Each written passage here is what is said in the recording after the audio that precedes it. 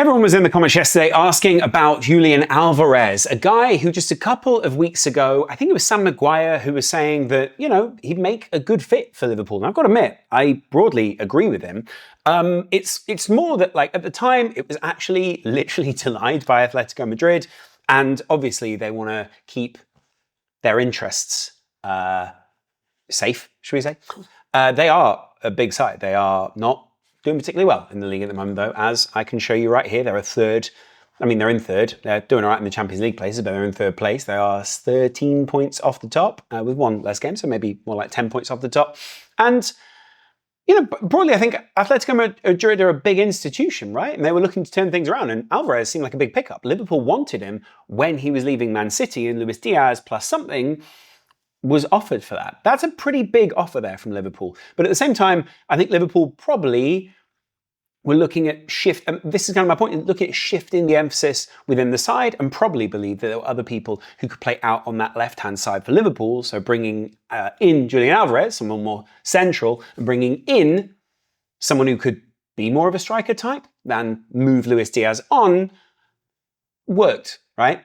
But as much as this obviously shows him recently signing for Atletico, what is this man's plans? What are these man's plans? What are the man plans?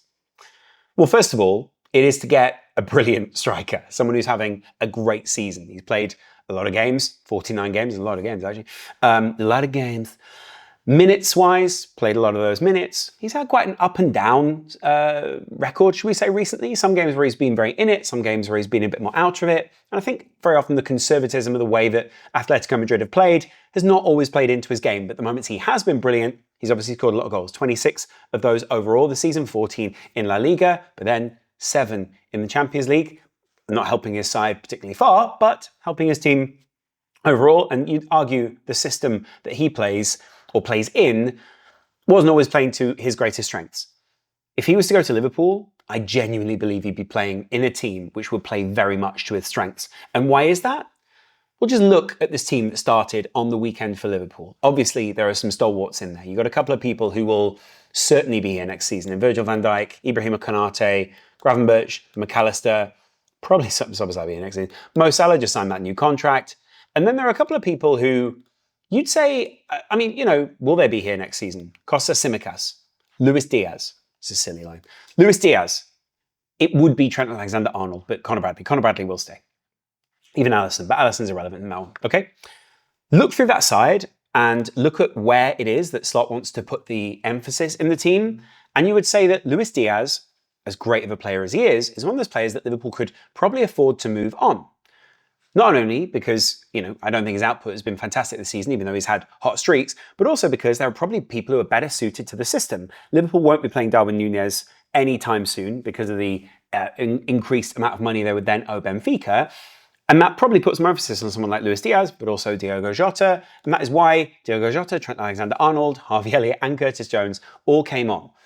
But I want to talk to you about this. Let's just speak about where Alvarez as a player would play. First of all, would it be out here? Well, when I first thought of him, I thought, could he be a Sadio Mane type? Could he be the kind of guy who could play anywhere along the front line? Not in that area, certainly in this kind of zone. He definitely fills a lot of this. And weirdly, he does kind of fulfill this area quite a lot. So he's kind of got two quite facilitative elements to him, but he's a very direct player. He's very good at scoring goals, very good at short combination play. He's almost one of the perfect Arne Slot type profiles. That's why he would also cost a lot of cash. But he would almost certainly play in what we call, in the tactical community, even though I'm not part of that, the hot zone. Areas, as I've put them before, 17 and 18, but actually a much bigger portion of the pitch for Liverpool with these kind of creative players, where really you scrunch things up a little bit, you do a couple of round the corner balls, you try and unlock a deep lying team, and suddenly you're away and you've got a goal. This season, Liverpool have struggled with that because Luis Diaz, as fantastic of a player as he is, at times has struggled with his kind of dribbling past people. Alvarez is much more of a combination type player, probably slightly better at dribbling past and creating the goal. I'm not saying he's better at dribbling past people, I just think he's better at dribbling past and creating the goal. It's partially what Liverpool bought Diaz for, but he's never truly hit that form. And I also think Alvarez and Salah as a combination is something that I can only describe as elite. Let me bring you into this formation bit over here, right? I'm making this off the back of someone else's formation, so, excuse the name. But I put Alisson back in goal. Whether he's here or not next season, almost irrelevant. 2 centre-backs, obviously. Maybe slightly more progressed midfield. Again, not my formation, so I'm just relaying it out. And you see there, Szoboszlai and McAllister both quite progressed because they're both pushing into the hot zone as much as they can. If we were to sign Kerkez, I get the feeling that in an almost Calafiori type way, he would be one of those players who would push, and possibly even push McAllister out wide at times and push into this area himself to kind of be like one of those exciting inverted players. There's a chance that if Trent leaves, it even inverts the other way, and suddenly we're into a position where, actually the emphasis on Liverpool's left in build-up as well as on that right with Salah. And then we've got that ability to do both sides.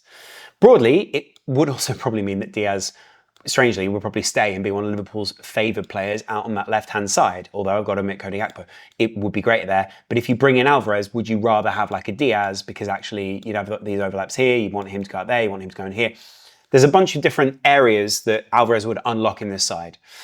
Also, if you were to buy Alvarez, I think to an extent it takes away from the need for someone like Trent. I'm not saying that Trent is surplus to requirements. I'm not saying Trent is a bad player. I'm not saying Trent doesn't have world-class qualities. It's just where the emphasis shifts in the team is certainly important.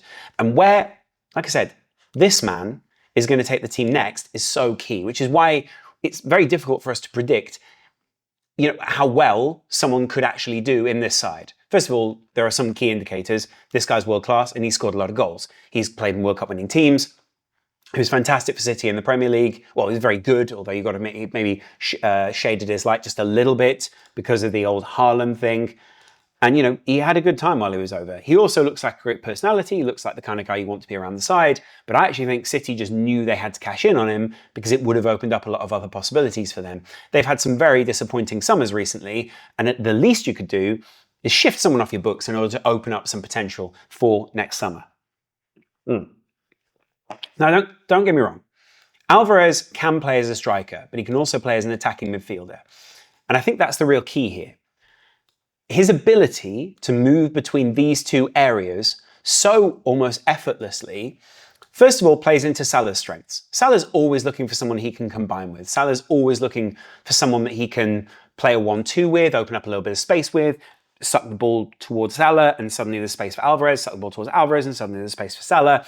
Alvarez is very good at that combination play. He's very good at tying the opposition up, in the same way as we might talk about Matheus Cunha being very good in that tight space, even though that tight space is probably a bit more here than it is in the centre, even though he's very good at scoring goals from the centre. Alvarez would very much operate in a similar space, right? And occupy a similar space. He still allows that Dominik Szoboszlai, who again was speaking in the interview, why is that spelled wrong? Again, not my formation.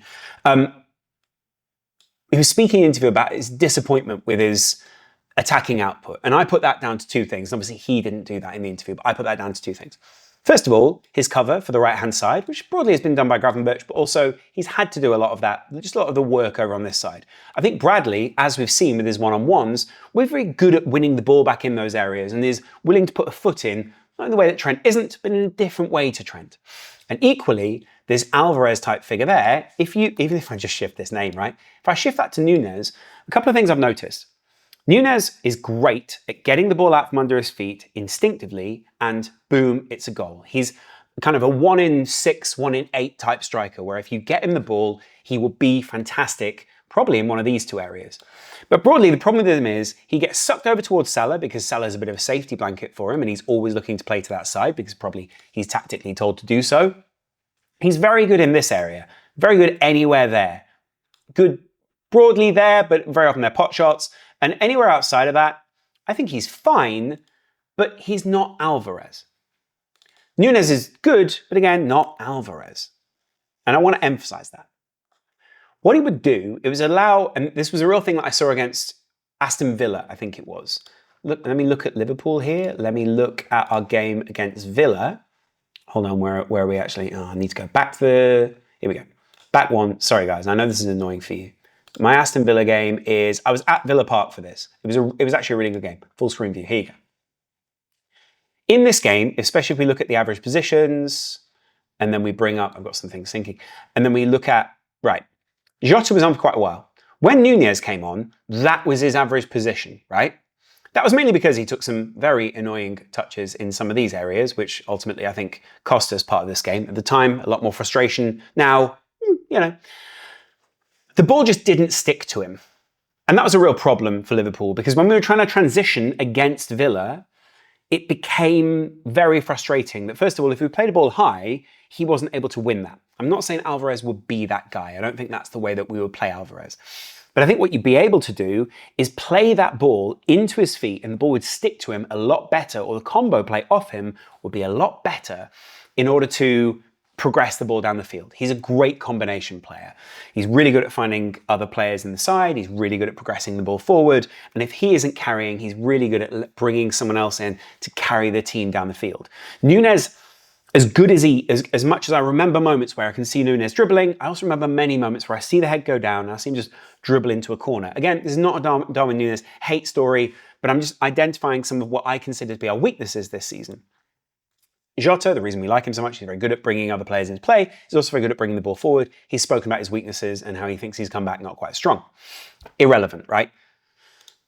Nunez, the ball just didn't stick to him against Villa, and that was a real point of frustration for the Liverpool fans and for the guy that I was sitting with. We were both relatively critical of Nunez after that game, not because of his finishing, because of the play around it. If you look at Julian Alvarez, if you look at the way that he plays, even if we just go to his profile here, what we're looking at, let me just zoom in, is a guy who, that's a very different heat map to Nunez. I think I could probably also I'm just going to bring up Darwin here and I'm going to show you the difference in these two in terms of heat maps, right? Go on, Darwin. Right. Of course, that's all over the place, right? And of course, that's fine, right? But if we are honest, this is really where he picks up the ball and brings it towards. This is the place that he's finishing. And the rest of these are kind of sporadic touches that really, we almost don't want him doing. Go to Alvarez. This is a much more focused heat map. First of all, it's also a lot more intense for heat map because a lot more of the play goes through him. He's not instantly looking up and trying to get to Salah or go to someone else, though he would obviously do that within the team. He'd be a great foil for Salah. He'd be able to bring the ball forward. He'd be able to combine in this key hot zone, as his heat map shows. And he'd also, I know this is probably penalties, but he'd also be very good at finishing in those areas. Not only does that open up space for Szoboszlai, McAllister, and Salah, probably Diaz as well, but it also opens up more space for the rest of the team running into that area. Your Bradleys, your Kirkezes, your Bradley and your Kirkez. There's only one Kirkez, there's only one Bradley. It would open up a lot of the opportunities for Liverpool. And broadly, that's why I've kind of laid it out like this. You get this kind of diamond shape in that area. It's not actually a diamond shape, but you get this kind of diamond shape in that area where the ideal pass is always staggered. You're getting a little round the corner bits. There's the 1-2s that I think we'll see a lot more of in this season. We'll probably get a lot more 1-2s actually if Arne Slot gets his way. And we'll see a lot more shift towards the control style of football than we would the other way. On top of that, he's great at winning the ball back high up the field. He's really good at that in combination with other people. Though again, I think, is that our only way of playing? No, but it keeps the opposition under high amounts of pressure. And he's also just really, really good at being a scary player to have on the field. People know Alvarez is a goal threat. At the moment, I think they don't feel as threatened by Jota. I don't think they feel as threatened by Nunez. And some people would say, well, we're just sucking them in. And, in the long run, they should be scared. I want a striker that it's not about in the long run. It's about when I put him on the field, I know that there is an outcome which is like, oh my God, this guy is going to be scary. When you see him warming up, when you see him on the sidelines, like doing the little jumping around thing, to come on, wow, Alvarez is coming on. And I think that's kind of the point with him here. He would be a different profile up front for Liverpool, an almost combination of Darwin Nunez and Diogo Jota. I think Liverpool are looking to consolidate some of these players into world-class versions of those players and upgrade some of these positions. We thought that could be Nunez. It hasn't been. The experiment has gone wrong, but it doesn't mean he's a bad player. It's just that he doesn't fit the profile we need in this team. I think you would see him very much in trying to do the role that Diaz is doing, better than Diaz is doing it, and you probably see him in combination with people like Diaz and Salah, much better than Diaz is currently doing. Doesn't make Diaz a bad player, doesn't mean he's not correct in what he's doing, just means Alvarez is a world-class player, right? He's very, very good at what he does. Is it possible that he comes this summer? I think if we were to make a real run at him, you could probably say anything is possible. We just have won the Premier League. We would be very strong moving into the Champions League next season. We'd be well seeded. I don't know if we'd be an upgrade on the lifestyle that we see in Madrid. Madrid's a very good place to live. But I think what you would see is Alexis McAllister's feeling good in the team. The screenshot really annoys me because Gravenberch and McAllister are the wrong way around. There'd be a young, hungry, and especially for Alvarez, entering his peak section of the team that I think we know he instantly slots into a Premier League side. Liverpool value that very, very highly. And we also know that Alvarez can play through the middle and be that striker that we need. What we'd then be able to do is treat him as our A side. He would definitely start almost every game, but we'd also be able to rotate him in and out of the team, and he'd be that adaptable style of player that when we brought someone else on, he'd be able to play with them, right? Say that's Curtis Jones and Szoboszlai. Alvarez is a great foil for those guys. Say that's Szoboszlai and Alvarez. Alvarez drops deep, Szoboszlai can overlap, the same as Salah, same as Diaz. All those things are good. Say Kirkes is coming into that area. You can bring Alvarez out wide and he can cut in. This is why I'm talking about this kind of Mane-esque figure that Liverpool would be bringing in. He's not someone who can play right wing, left wing and centre forward, but he'd be someone who can play such an adaptable role up front, which we've missed for a little while now. I do think Diaz is a good player, but I don't think he's been adaptable. And the same for Gakpo. I think we thought Gakpo was probably more adaptable than he's actually been. But it works for us. And I know this is all potential. I know these are all like, a kind of high ceiling outcomes that I'm talking about here. So maybe I'm being too positive. Everything potential is good, right? But Alvarez fits the system we have now, and potentially what I predict to be the system for someone like Arne Slot. Let me know what you guys think in the comments below. Where do you think this team is going? If we bring in like a Kirkes, I think our shift is very, very exciting because it brings in someone else who essentially is kind of a number 10 playing in the left back position. And if we have Bradley, I think there's a much more direct approach there. We need a striker we can play off. My only concern with Alvarez would be, as much as I think he'd be a nice roll of the dice because I think it would play towards Slot's strengths and his combination play and all those kind of things and winning the ball back. My concern would be we still need someone up front who's big and strong and able to essentially clatter the ball into the net. You could make the argument that you don't need that if that's Salah and Alvarez gets the best out of him. You could argue that with that front three, which actually looks like a very continental front three, it's much more continental than it feels Premier League, though that feels very Premier League because Salah's in it. You could argue that that is a much more European approach to football, a much more continental approach, and almost, dare I say it, a much more PSG-style approach, which I think is slightly ahead of the football curve right now, than where we're at the moment with Núñez, Diaz, Salah, even Gakpo, but I think Gakpo's quite European approach. And it's one that I feel is much more adaptable and kind of covers all bases. Like, I wouldn't mind if we went in one tactical direction or the other. This tactical adaptability and the fact that Alvarez has played in quite rigid tactical sides, which is something that obviously I think Slot appreciates, but tries to unlock the other elements in players, as he's done with Salah, as he's done with a lot of our players who have appreciated the freedom and the adaptability and the difference in training. That, I'll argue, I think Liverpool will see the upside of that with Alvarez. All these positives. Of course, I know that he wasn't, Man City's go-to guy for a very long time. Of course, I know that he cost them a lot of money and, is a £100 million player. There's a downside to that. He's probably more than £100 million because we probably get into a bidding war with someone else. But I think Liverpool are looking to reshape this summer. And I think, we are looking at the high price tag, high output players of like the Isak. I don't think Isak is available this summer, but if it was Isak, if it was Alvarez, if it was, I think Ekitike is probably closer to like a £60 million player than he's a £100 million player, but we might be getting priced out of that. And I think we're looking at that style of player, someone who's a very premium level of striker. We're not looking at, like bringing in another Jota, shall we say, who was relatively low input, very high output. Having said all that, we're probably going to bring in now someone for 40 million and I'll have to shut up. But I think, considering what Virgil van Dijk has said and the rest of it, I think what we're really looking at here is a strong summer where we show a level of intent and show that Liverpool are a destination club. I think that's been proven with these two contracts that we've signed, possibly proven with a right-back's contract very soon, we'll see. And even if Trent was to leave, I actually think Alvarez would solve some of the problems that not having Trent in the team would bring. In that I think he's more of a creative player up front who doesn't need the same service. He creates the service and would be there to create the service to Salah and Diaz and for them to play off them. I think that's where we were looking to create the emphasis with Zubimendi. We're possibly just shifting that a little bit further forward, which takes a bit of the pressure off McAllister, Gravenberch and Szoboszlai. But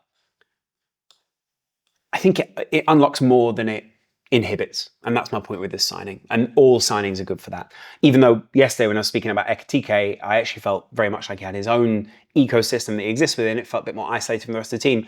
Alvarez feels much more like a combination player, and you can see why Liverpool will go for him. The same goes for, like, if we bought Kvaratskhelia in January, would we need Alvarez? Possibly not. But he would have been our Mane, essentially. I think we'd then be going for a different profile of striker, but we didn't get Kvaratskhelia. And I think now we're looking for that emphasis more centrally. Let me know what you guys think in the comments below. I'll be really interested to see how you're feeling about the club, how you're feeling about the summer transfers, and what your thinking is on this. There is a Discord down there. There's also a Patreon. If you want a super thanks, you're more than welcome to. Hit subscribe if you haven't already, and I will see you in the next video.